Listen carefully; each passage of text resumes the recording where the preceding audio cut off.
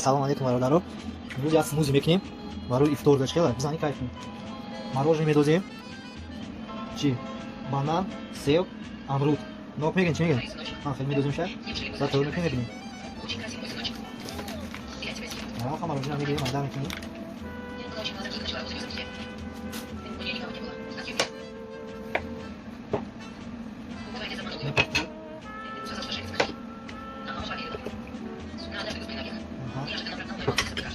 یه دیگه چه؟ یه ویدیو دیگه را من گذاشتم. فقط اینجا بانان تایور رو میگیم فقط. نه. من فقط روز باشه فقط. میگیم میمونه.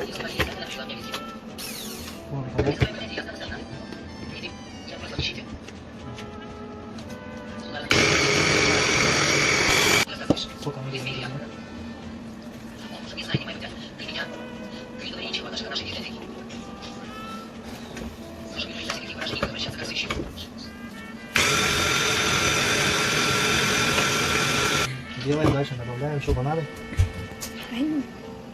Амруд میدوزیم. نوک پاک میدیم. میشه بعد یاده. برای دیگه رمضان زور افتاده.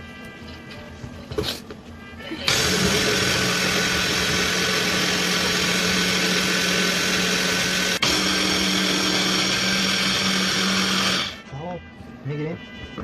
چون چه؟ تای باشه. سموزی میزنی کیف میکنی. کوچه میگیری دور میپاکو. میگیریم از این دانه اونیا تو دیگه نمیستن. کاترا یا چوب شده. میشه. زنای کیف میکنی.